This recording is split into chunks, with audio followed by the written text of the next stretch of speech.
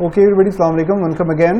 सो हमारा जो last lecture था वो इट वाज अबाउट रीसेंसी और उसमें हमने बेसिकली रीसेंसी को डिफ़ाइन किया था और हमने कॉन्ट्रैक्चुअल नॉन कॉन्ट्रैक्चुअल डोमेन में हमने रीसेंसी को डिस्कस किया था। हमारी डिस्कशन रिटेंशन पर आकर रुकी थी। So let's talk about retention as this graphic और दिस फोटो एक्सप्लेन्स। रिटेंशन का मतलब ये है कि आप बेसिकली अपने कस्टमर्स को अपने पास रिटेन करके रखते हैं या अपने पास एम्प्लॉय करके रखते हैं। एम्प्लॉय करने का मतलब ये है कि आप उनको जाने नहीं देते, आप उनको स्विच करने नहीं देते, ठीक है, from time to time. So the concept of retention apply more aptly to contractual situations. So ये हमने लास्ट वीक भी बात की थी कि जो रिटेंशन का कॉन्सेप्ट है वो कॉन्ट्रैक्चुअल सिचुएशन में ज़्यादा एप्ट है। हाउएवर नॉन कॉन्ट्रैक्चुअल सिचुएशंस में भी अप्लाई होता है। अगर आपने लास्ट वीडियो देखी है तो उसके एंड में मैंने इस पर बात की थी, इसको एक्सप्लेन किया था। So it applies to contractual situations in which customers are either retained or not. For example, customers either renew their magazine subscription or let them run out. So जैसे कि लेट्स से आपने किसी magazine Newsweek, ठीक है, Newsweek को आपने या फिर द इकोनॉमिस्ट को आपने सब्सक्राइब किया है फॉर एन ईयर। जब आपका साल का कॉन्ट्रैक्ट ख़त्म हो जाएगा सो क्या आप 2019 के बाद 2020 में दोबारा उस कॉन्ट्रैक्ट को रिन्यू करते हैं कि नहीं करते? अगर आप करते हैं तो दैट मीन्स के न्यूज़वीक ने या द इकोनॉमिस्ट ने, जो भी मैगजीन है, उसने आपको द कस्टमर को रिटेन करके रखा है। So that's a very basic straight forward definition of retention. Another example is customers maintain a checking account. आप बैंक्स में होते हैं, याद रखें, banking is another very good example जहाँ पर आप अकाउंट ओपन करते हैं और आपका और बैंक के बीच में या ऑर्गेनाइजेशन के बीच में एक कॉन्ट्रैक्ट होता है। So that is also a good example of contractual customers. So customers maintain a checking account with the bank until they close it out. So आप जैसे अकाउंट खुलवा सकते हैं वैसे ही आप अकाउंट जो है उसको क्लोज भी करवा सकते हैं। सिमिलरली ये एग्जाम्पल बार बार आई है आपके सामने, renters pay rent until they move out. So आपके रेंटर्स जो हैं वो बेसिकली रेंट भी पे करते हैं और जब तक वो आपके पास एम्प्लॉयड रहते हैं, आपसे आपके टेनेंट बन के रहते हैं, सो तब तक आप उनको आप कह सकते हैं कि उतने सालों तक या उतने महीनों तक आपने उनको रिटेन करके रखा है। These are all examples of pure customer retention situations where customers are either retained or considered lost for good. याद रखें, रिटेंशन का कॉन्सेप्ट तभी अप्लाई होगा जब आपका एक कॉन्ट्रैक्ट एक्सपायर होगा और उसके बाद आप दोबारा उस कॉन्ट्रैक्ट को रिन्यू करेंगे, ठीक है। In contract for contractual customers this is the definition. So याद रखें, अगर एक कॉन्ट्रैक्ट जो है वो 12 महीने का है तो आप ये नहीं कहेंगे कि मैंने 12 महीने चूँकि एक कस्टमर को रिटेन किया है तो मैंने 12 बार उसको रिटेन किया। आपने उसको एक ही दफ़ा रिटेन किया अगर वो अगली दफ़ा आपके पास दोबारा कॉन्ट्रैक्ट लेने आता है, ठीक है। Alright, so what's the definition? So retention rate is the ratio of number of customers retained to the number at risk. This is very important. What do I mean by risk? So retention के लिए risk पर होना, risk of switching or risk of leaving your organization is very important. So let's say if I have, यहाँ पर एक example दी है, 40,000 subscriptions to Fortune magazine. This is a very famous magazine. To Fortune magazine are set to expire in July. Let's say. So याद रखें, जब कभी भी आपके पास ऐसे सब्सक्रिप्शंस होते हैं जहाँ पर जनवरी से लेकर दिसंबर तक लोग जो हैं किसी भी टाइम पर भी सब्सक्रिप्शंस अपनी करवा सकते हैं, तो उसमें किसी किस्म का भी फिस्कल ईयर नहीं होता कि जी हमेशा दिसंबर में ही आके आपकी सब्सक्रिप्शन स्टार्ट होंगी। डिपेंड करता है आपने सब्सक्रिप्शन अपनी स्टार्ट कब से करवाई है। आपने जुलाई में ली थी, अगस्त में ली थी, दिसंबर में ली थी, जनवरी में ली थी। सो अगले साल उसी महीने में बेसिकली आपकी दोबारा रिन्यू हो सकती है, ठीक है। सो लेट्स से फॉर्चून मैगजीन जो है वो ये मंथ बाय मंथ देखता है कि इस मंथ कितनी जो सब्सक्रिप्शंस है, by the end of this month कितनी सब्सक्रिप्शंस जो हैं वो बेसिकली एक्सपायर होने जा रही हैं। So let's say for fortune in July 40,000 subscriptions are due to expire in July and the publisher convinces 26,000 of these customers. Convinces का basic मतलब ये है कि 26,000 कस्टमर्स ने बेसिकली अपनी जो सब्सक्रिप्शन है वो रिन्यू कर दी है या एटलीस्ट उसके लिए अप्लाई कर लिया। We would say that the publisher retained 65% of the subscribers. So याद रखें कि 40,000 जो थे वो जुलाई में सब्सक्रिप्शंस एक्सपायर होने के लिए ड्यू थे। Means after the end of July और इन अगस्त ये सब्सक्रिप्शंस ख़त्म हो जाती हैं, ठीक है। विच मीन्स व्हाट, कि these 40,000 subscriptions were at a risk. you are at a risk of losing these 40,000 subscriptions. और अगले महीने अगर आपके पास 26,000 या लेट्स से 26 की जगह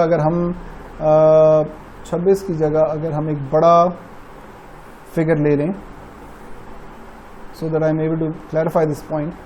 अगर आप लेट्स से 26,000 को आप कन्विंस कर लेते हैं कि वो रिन्यू करें, so 26,000 out of 40,000 renewed, while 15,000 new subscriptions were made. So it means कि अब आपका जो रिटेंशन रेट है, याद रखें, उसको मालूम करने के लिए ये टोटल कितना हो जाएगा, दैट वुड बी 39,000. सो अब आपका रिटेंशन जो है वो 39 डिवाइडेड बाय 40 नहीं होगा, याद रखें, ठीक है, दिस इज रॉन्ग. आपका जो रिटेंशन है वो 26 डिवाइडेड बाय 40 होगा, बिकॉज ये तो नई सब्सक्रिप्शन थी, there was no risk associated to them, ठीक है, इन जुलाई. ये तो आई ही अगस्त में थी. ये जो 40,000 हैं, याद रखें, दीज 40,000 वर एट रिस्क, और इनमें से सिर्फ 26,000 जो थे उन्होंने रिन्यू करवाया, बाकियों ने नहीं करवाया. सो बाकियों का जो रिस्क था वो मटेरियलाइज हो गया, वो आपको छोड़ के चले गए, उन्होंने रिन्यू नहीं करवाया, और सिर्फ 26,000 लोगों ने रिन्यू करवाया. इसका मतलब ये है कि अगर आपने अपनी रिटेंशन रेट देखना है in July, so basically you have to divide 26,000 with by 40,000, and this will give you basically your required X%, जो भी आता है, you can do your math. The complement of retention is attrition. So attrition का जो complement है, meaning complement का मतलब क्या होता है, अगर आपको probability याद हो, ठीक है, तो हम लोग P की probability रखते थे और फिर उसका P का complement होता था, ठीक है, meaning वो बाकी हिस्सा जो कि basically इस P को मिलाकर 1 बनाता है या 100% बनाता है. So the complement of retention is attrition, meaning कि वो लोग जो कि आपके साथ रहते नहीं हैं, रिटेन आप उनको नहीं करते, आपको छोड़ के चले जाते हैं. So that's why they are the complement. The attrition or churn rate for the 40,000 Fortune subscribers was 35,000. How did they get that? ये basically जो बाकी के जो 14,000 लोग थे, 14,000 people, ये they left you, और ये जो 14,000 लोग थे, ये basically आपका एट्रिशन या चर्न रेट डिफाइन करेंगे. सो याद रखें, आउट ऑफ 40,000 कुछ लोग आपके पास रह जाएंगे, you can call them your retained customers, और जो लोग आपको छोड़कर चले जाएंगे you would call them churned customers, ठीक है. सो इस तरह से आप बेसिकली अपना चर्न रेट और रिटेंशन रेट जो है वो कैलकुलेट करते हैं. बट याद रखें, रिटेंशन रेट और चर्न रेट दोनों में आपके जो ये नए कस्टमर्स होते हैं, इनको आप शामिल नहीं करते. You don't count them in neither retention nor the churn rate. So it sometimes make better sense to measure retention in customer time. Yes, this is very important. So अभी तक देखें, अगर आप सोचें तो हम ये बात कर रहे थे कि हमारे बिजनेस में हमारे मैगजीन को कब सब्सक्राइब किया, हमसे कब सुपर कार्ड परचेज किया, हमसे कब सर्विसेज लेना शुरू हुई, और हम बेसिकली अपने ही एक टाइम पीरियड को दूसरे टाइम पीरियड से कंपेयर कर रहे थे.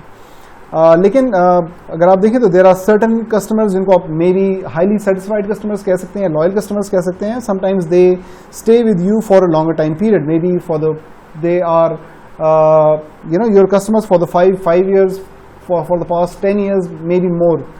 सो that is called basically the customer time rather than the calendar time. अभी तक आप लोग जो थे वो ऑर्गेनाइजेशनल या कैलेंडर टाइम देख रहे थे कि जी आप जुलाई और अगस्त को कंपेयर कर रहे थे, ठीक है, या पिछले साल के जुलाई को इस साल के जुलाई से कंपेयर कर रहे थे कि कितने लोग जो हैं वो जिन्होंने पिछले साल की जुलाई में सब्सक्रिप्शंस करवाई थी वो इस साल दोबारा करवाते हैं. So that was calendar time. So instead of calendar time we should basically consider or also consider the customer time. So rather than ask what's the firm's retention rate in 2004, it may be more informative to ask what percentage of customers surviving for 3 years were retained throughout year 4. This is very important. सो आप basically instead of saying कि जी 2014 में या 2015 में या 2004 में या 2020 में हमने कितने कस्टमर्स को रिटेन किया, उससे बेहतर एक और मेट्रिक ये है कि आप ये देखें कि पिछले 4 साल से या पिछले 5 साल से या पिछले 2 साल से आपके पास कितने कस्टमर्स जो हैं वो रिटेन हो रहे हैं. And to get a better understanding of how your business is performing, आप बेसिकली एक मैट्रिक्स बना सकते हैं या एक बेसिकली टेबल क्रिएट कर सकते हैं, ठीक है, जिसमें 2 years, 3 year, 4 year and then you can go on 5 year up till 10 year तक का मे बी ये टेबल बनाया जा सकता है, जिससे आपको अंदाज़ा होगा कि जी कितने साल से आप लोग कितने % कस्टमर्स को रिटेन कर रहे हैं। सो यहाँ से थोड़ा बहुत आपको अपने रिटेंशन रेट्स के बारे में पता चलेगा। याद रखें, रिटेंशन रेट्स को मैंने ज़्यादा डिटेल में डिस्कस नहीं किया। Retention is very very important. हम अक्सर मार्केटिंग मैनेजमेंट में ये कॉन्सेप्ट एक्विजिशन और रिटेंशन का डिस्कस करते हैं, और उसमें बात ये होती है कि जब आपके पास 2 ऑप्शन हैं, या तो आप एक नया कस्टमर एक्वायर करते हैं, ठीक है, so you either acquire a new customer or you retain an old customer, ठीक है। और सवाल ये पैदा होता है कि जब आप नए कस्टमर्स एक्वायर कर सकते हैं तो पुराने के बारे में क्यों फिक्र करें, ठीक है। उसकी वजह यह है कि इन नए कस्टमर्स को एक्वायर करने की जो कॉस्ट है, it's really high in certain businesses, the cost is really high, and it's possible कि आपने जो कॉस्ट इन पे स्पेंड की हो वो 1 साल में रिकवर ना हो सकती हो, ठीक है। हो सकता है कि वो 1 साल अगर आपसे सब्सक्रिप्शन लेते हैं, 1 साल आपसे let's say super card purchase करते हैं, ठीक है, जो भी, या 1 साल आपके पास bank account open, you can imagine एक छोटा सा अकाउंट है, एक बड़ी अच्छी एग्जांपल, एक छोटा सा अकाउंट है, एक छोटा सा क्लर्क है, उसकी तनख्वाह है जी 15,000 रुपये, ठीक है। वो एक बैंक के साथ एक अकाउंट ओपन करता है और बेसिकली वो अकाउंट वो 1 साल चलाता है, 8 महीने चलाता है, 10 महीने चलाता है, और वो फिर 10 महीने के बाद, साल के बाद वो अकाउंट बंद कर देते हैं। बट याद रखें कि 1 साल तक उसने बैंक से सर्विसेज ली। वो बैंक आता था, काउंटर पे खड़ा होता था, बिल जमा कराता था, चेक जमा कराता था, चेक निकलवाता था, ATM यूज़ करता था, ठीक है, आपकी सर्विसेज इस्तेमाल करता था। मे बी आप ऑनलाइन फ्री सर्विसेज देते हैं, ऑनलाइन फ्री सर्विसेज यूज़ करता था, फ़ोन बैंकिंग इस्तेमाल करता था, जो कि जनरली अगेन फ्री होती है।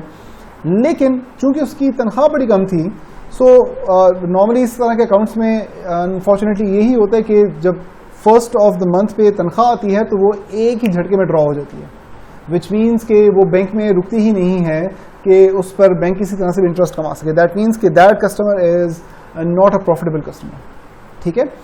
सो आप उससे जो उसका मार्जिन चूंकि वो आपको बहुत कम दे रहा है, और आपको उससे जो आपने कॉस्ट उस पर पॉसिबली लगाई होगी उसको एक्वायर करने के लिए, वो रिकवर करते करते आपको थोड़ा सा टाइम लगेगा। May be you need at least at his rate of margin आपको मे बी 3 साल चाहिए, और अगर वो आपको 1 साल के बाद छोड़ के चला जाता है, दैट मीन्स के that customer basically gave you a certain loss, ठीक है।